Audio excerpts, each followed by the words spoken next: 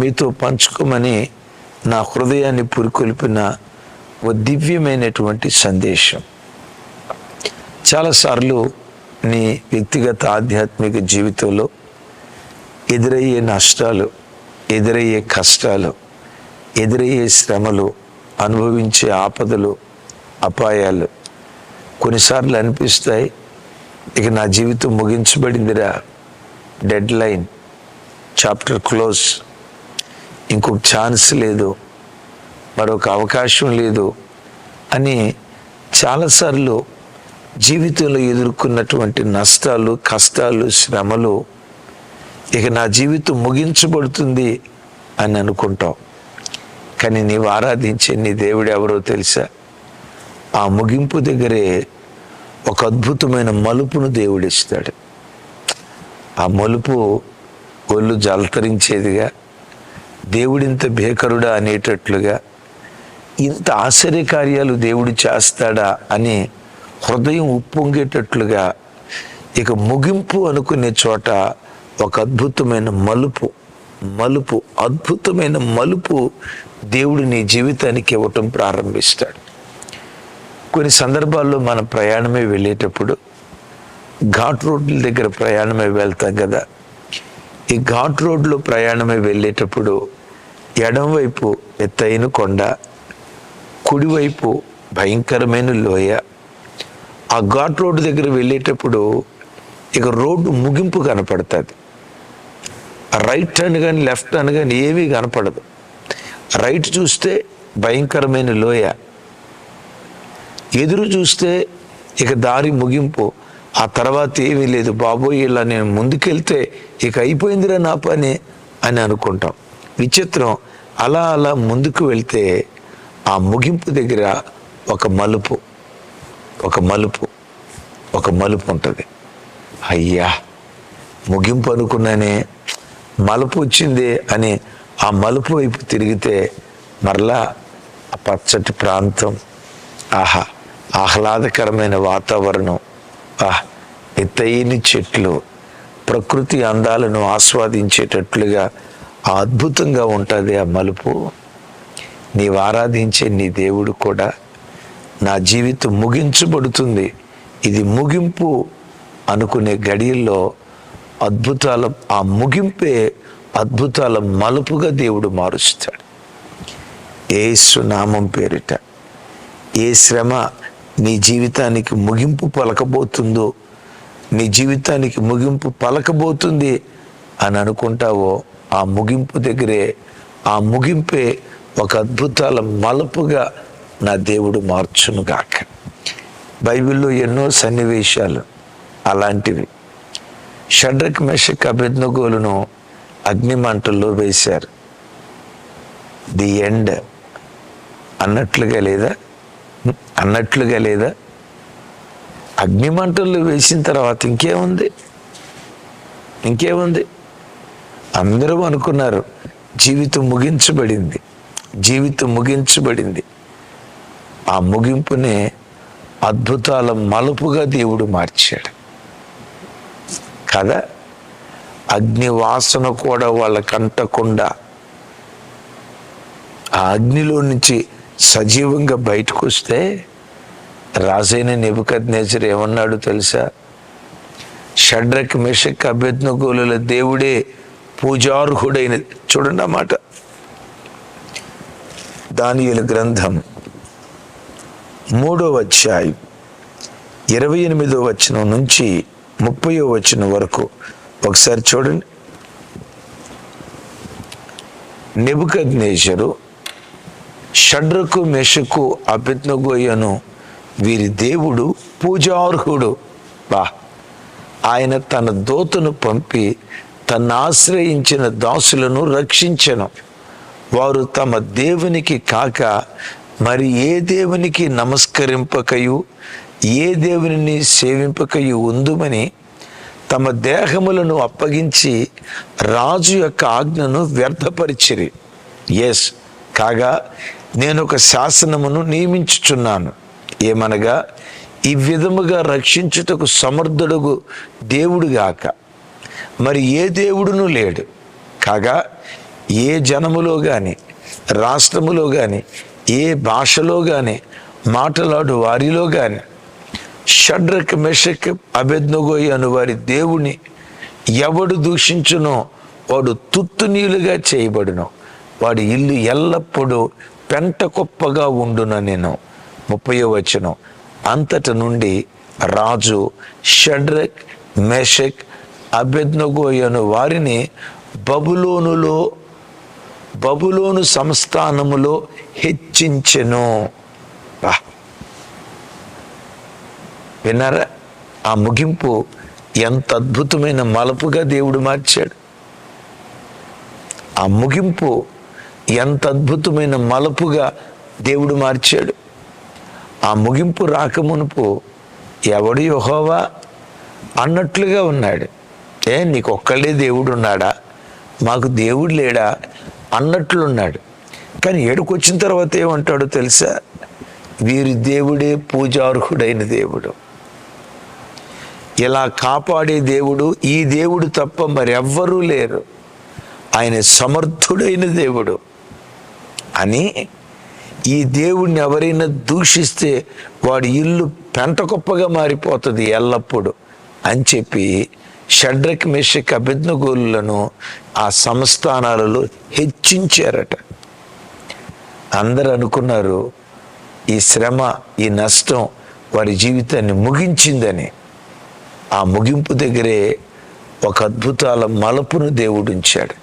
తమ్ముడు, ఎంత సంక్లిష్టమైన శ్రమ ఈరోజు నువ్వు అనుభవిస్తున్నా, ఒక్కటి విశ్వసించు, ఇక నా జీవితం అయిపోయింది, నాకు ఇంకొక ఆప్షన్ లేదు, చావే నాకు శరణ్యం, ఈ అప్పుల బాధలో నుంచి నేను బయటకు రాలేను, ఈ అవమానాల్లో నుంచి నేను బయటపడలేను, తలకాయ కింద పెట్టి కాళ్ళు పైకి లేపి శీర్షాసనం వేసి నేను చేసిన ఈ శ్రమల్లో నుంచి నేను బయటకు రాలేను, ఇది నా జీవితం ముగింపు అని అనుకుంటున్నావా? నమ్ము, ఆ ముగింపు దగ్గరే ఆ ముగింపునే ఒక అద్భుతాల మలుపుగా దేవుడు ఒక అద్భుతాల మలుపుగా దేవుడు మారుస్తాడు. ఆ ముగింపు దగ్గర ఎంత అద్భుతాల మలుపును దేవుడు దాచిపెట్టాడు. అదే ఆ మలుపు దగ్గరికి వెళ్ళేదాకా కనపడదు. ఘాట్ రోడ్ ఎక్కేటప్పుడు లెఫ్ట్ టర్న్ ఉంది అన్నది దగ్గరికి వెళ్ళేదాకా కనపడదు. అలాగే ఒక అద్భుతమైన మలుపు నీ జీవితంలో దేవుడు దాచుంచాడు అనేదానికి దీనికి మించిన తార్కాణమే ఉంది. షడ్రక్, మెషక్, అబేద్నెగోలను హెచ్చించింది ముగింపుగా పిలువబడుతున్న ఆ ముగింపు దగ్గర దేవుడు దాచిన ఒక అద్భుతమైన మలుపు. అయితే ఒకటి, అలాంటి ముగింపు దేవుడు వాళ్ళకి ఇవ్వటానికి వాళ్ళు దేవుని కొరకు బ్రతికిన విధానం మామూలుగా లేదు. ముందు అంటారు కదా, ఏం షడ్రక్, మెషక్, అబేద్నెగోలు మొక్కరా ఈ ప్రతిమకి? మొక్కం రాజా, మొక్కం. ఆ మాట అన్నందుకు అగ్ని 7 అంతలు చేశారు. విన్నారా? దేవుని కొరకు నిలవబడితే అగ్ని మంట చల్లారిందా? అగ్ని 7 అంతలైందా? 7 అంతలైంది. నీ జీవితంలో కూడా తమ్ముడు, చెల్లి, నీ జీవితంలో కూడా నువ్వు దేవుని కొరకు నిలవబడినప్పుడే కొన్నిసార్లు నీకు శ్రమలు ఎదురవుతాయి, ఆపదలు ఎదురవుతాయి, అపాయాలు ఎదురవుతాయి. కొంతమంది అంటారు, అన్నయ్య మేము ఎప్పుడైతే బలంగా ఉండాలనుకుంటామో సైతాను కూడా అంత బలంగా శోధనలు తీసుకొస్తాడన్న. మేము ఎప్పుడైతే ప్రార్థనలో ఎదుగుదాం అనుకుంటామో సమస్యలు కూడా అప్పుడే ఎదుగుతూ ఉంటాయన్న. నిజమే, దేవుని కొరకు నిలవబడినప్పుడే వీళ్ళకి అగ్ని మంటలు 7 అంతలు అయ్యాయి. అయితే వాళ్ళు ఏమంటారు తెలుసా? అగ్ని మంటలు 7 అంతలైనా నెబుకద్నెజరు ఇందును గూర్చి ప్రత్యుత్తరం ఇవ్వాలన్న చింత మాకు లేదు, మేము చింతపడం. 7 అంతలైనా 70 అంతలైనా 70 అంతలైనా 7 అంతలైనా మేము చింతపడం. తమ్ముడు, నీ జీవితంలో ఆ ముగింపులో ఒక అద్భుతాల మలుపును దేవుడు ఉంచాలంటే దేని గురించి చింతించుకో. ఎందుకో తెలుసా? నిన్ను గూర్చి చింతించే దేవుడు నీకున్నాడు. నిన్ను గూర్చి చింతించే దేవుడు నీకుండగా నీవెందుకు చింతించాలి? నేను ఒక మాట అంట, మీ పిల్లలు 5వ తరగతో 7వ తరగతో చదువుతున్నారు. టీచర్ గారు చెప్పారు, బాబు రేపు 5,000 రూపాయలు ఫీజు కట్టాలా, మీ మమ్మీ డాడీని అడిగి తీసుకురా అని. ఆ 3వ తరగతి చదివే అబ్బాయి, 5వ తరగతి చదివే అబ్బాయి, 7వ తరగతి చదివే అబ్బాయి, బాబోయ్ 5,000 రూపాయలా, వాడు డాడీ ఎక్కడి నుంచి తీసుకొస్తాడు అని వాడు ఒక్క నిమిషం కూడా ఆలోచించడు. సాయంత్రం ఇంటికి వస్తాడు, డాడీ రేపు 5,000 రూపాయలు ఫీజు కట్టాలి డాడీ, రెడీ చేయండి డాడీ అని చెప్పి వాడు క్రికెట్ ఆడుకోవడానికి వెళ్ళిపోతాడు. ఫోన్లో గేమ్స్ ఆడుకుంటాడు. అంతేగాని గడ్డం కింద చేయి పెట్టుకొని 7,000 ఎట్లా కట్టాలా, ఎక్కడి నుంచి వస్తాయి, ఈ 5,000 ఎవరు ఇస్తారు ఆలోచించి వాడు ఆలోచించడు. ఎందుకు? మా నాన్న ఉన్నాడు, మా అమ్మ ఉంది, అబ్బా మా అమ్మ నాన్న ఉన్నారనే ఆలోచన వాడిని ఎంత నిశ్చింతగా ఉంచింది. తమ్ముడు చెల్లి, నీవు ఆరాధించే యేసయ్య మీ అమ్మ కంటే శ్రేష్ఠుడు కాదా? నిన్ను కన్నా నాన్నకంటే శ్రేష్ఠుడు కాదా? ఎంత మంచి దేవుడు నీకుండగా, నీ గూర్చి చింతించే దేవుడు నీకుండగా నీవెందుకు చింతించాలి? నీవెందుకు ఆలోచించి మానసికంగా పిచ్చిదాని అయిపోవాలి అను. ఇప్పుడు వారు ఏమన్నారు? ఇందును గూర్చి ప్రత్యుత్తరం ఇవ్వాల్సిన చింత మాకు లేదు. ఎస్, నీవు అను, మా గూర్చి చింతించే దేవుడు మాకుండగా మాకెందుకీ చింత? సరే అంటూ తర్వాత ఏమన్నారు తెలుసా?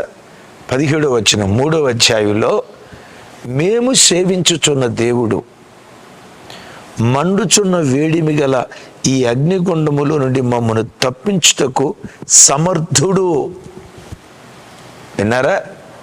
మమ్మను రక్షించుటకు సమర్థుడు. నీ వశము కాకుండా ఆయన మమ్మను రక్షించును. రాజా, అగ్నిమంటల్లో నుంచి తప్పించడానికి సమర్థుడు మా దేవుడు. అగ్నిమంటల్లో నుంచి మాత్రమే కాదు, నీ చేతిలో పడకుండా కూడా మా దేవుడు మమ్మల్ని తప్పిస్తాడు. సమర్థుడు. ఒకవేళ తప్పించకపోయినా ఆ బొమ్మకు మేము మొక్కం. ఎంత గొప్ప విశ్వాసం! అరే 7 అంతలైన ఆ విశ్వాసపు ప్రపంచం చూడండి, ఆ విశ్వాసపు వాక్కులు చూడండి, విశ్వాసాన్ని ధ్వజంగా పెట్టుకొని వాళ్ళు మాట్లాడుతున్న మాటలు చూడండి. 7 అంతలు అధికమైన నీ బ్రతుకులో శ్రమలు, 7 అంతలు అధికమైన, 70 అంతలు అధికమైన ఈ శ్రమల బారిలో మేం పడకుండా, కాలిపోకుండా కాపాడుటకు దేవుడు సమర్థుడు. ఎన్ని భీకరమైన సమస్యలు ఎదురైనా వాటి చేతిలో మేము పడిపోకుండా కాపాడుటకు మా దేవుడు సమర్థుడు. ఒకవేళ కాపాడకపోయినా మా దేవుని కొరకు మేము బ్రతుకుతాం. ఒక అద్భుతమైన సాక్ష్యం చెప్పంటారా? దైవజనులు ఎడ్వర్డ్ విలియమ్స్ గారు చెప్పారు. ఆ మధ్య ISIS వాళ్ళు 23 మంది పాస్టర్లని నిర్దాక్షిణ్యంగా గొంతు కోసి చంపారు. ఆ పాస్టర్స్లో 2 మంచి యవనస్తులు, 21 సంవత్సరాలు 23 సంవత్సరాలు ఒక అతనికి, ఇంకొక అతనికి 26 సంవత్సరాలు. 2 అన్నదమ్ముళ్ళు. ఆ 2 గొంతు కోశారు. అఫ్కోర్స్ ఇంకా తతిమ వాళ్ళు గొంతు కోశారు. అయితే ఈ 2 గొంతు కోసేటప్పుడు ఆ ISIS వాళ్ళు వీడియో దగ్గరగా పెట్టి, కెమెరా దగ్గరగా పెట్టి ఆ గొంతు కోసిన విధానం, ఆ గొంతు కోసేటప్పుడు వాళ్ళు అరుస్తారేమో, కేకలేస్తారేమో, వాళ్ళ ఆర్తధ్వని విందామని చెప్పి ఆ గొంతు కోసేటప్పుడు చక్కగా వీడియో దగ్గర పెట్టి తీశారు. విచిత్రం ఏంటంటే ఆ వీడియో ఆ యవ్వన బిడ్డలను కన్న తల్లికి పంపించారట. ఆ తల్లి ఆ వీడియో చూసి ప్రభుని స్తుతిస్తూ ఉందట. ఏంటో తెలుసా? 3 విషయాలు. నంబర్ 1, నా పిల్లల గొంతు కోసేటప్పుడు కూడా దేవుని కృప, నా బిడ్డలు దేవుని మీద ఉన్న విశ్వాసాన్ని కోల్పోలేదు. నా గర్భం ధన్యమైంది. వారు గొంతు కోసే ఆఖరి క్షణాలలో వారు మాట్లాడిన మాట నా హృదయం ఉప్పొంగేటట్లుగా చేసింది. గొంతు కోసే ఆఖరి క్షణాలలో, మరో క్షణంలో గొంతు కోస్తారు, ఇక చచ్చిపోబోతున్నాం అనే క్షణాల్లో దేవానికి స్తోత్రం, ప్రైజ్ గాడ్, దేవానికి స్తోత్రం, ప్రైజ్ గాడ్ అని చనిపోయే ఆఖరి క్షణాలలో కూడా నా ప్రభుని స్తుతించారు. విశ్వాస వీరులను కన్న గర్భం. నా పిల్లల గొంతు కోసి చంపినటువంటి ఐఎస్ఐఎస్ ఉగ్రవాదుల ముఖాలు నేను చూసా. అఫ్కోర్స్ వాళ్ళ ముఖం చుట్టూతా కట్టుకున్నారు, కానీ వారి కళ్ళను చూసా, గుర్తుపట్టగలను. ఒకవేళ నా కొడుకులను చంపిన ఆ వ్యక్తులే మా వీధి గుండా వెళ్తా ఉంటే వాళ్ళు నా ఇంటికి పిలిచి నాకు కలిగిన దానిలో శ్రేష్టమైన ఆహార పదార్థాలు వాళ్ళకు వండి పెట్టి కడుపు నిండా వాళ్ళకు భోజనం పెట్టి వాళ్ళని ఆశీర్వదించి పంపిస్తా. అమ్మా, వాళ్ళు నీ కొడుకుని చంపినోళ్ళు, నా ప్రభు నాకు నేర్పిన ప్రేమది. అన్నిటికంటే విశేషంగా నా పిల్లలు పరలోక రాజ్యానికి వెళ్ళారు. మా అబ్బాయి అమెరికాలో ఉన్నాడు, అతిశయంగా చెప్తారే. మా అబ్బాయి ఆస్ట్రేలియాలో ఉన్నాడు, అతిశయంగా చెప్తారే. మా అబ్బాయి ఇంగ్లాండ్లో ఉన్నాడు, అతిశయంగా చెప్తారే. అమెరికా దేశానికి వెళ్ళిన దానికంటే పరలోక దేశానికి వెళ్ళింది అది ఇంకెంత అతిశయమో కదా.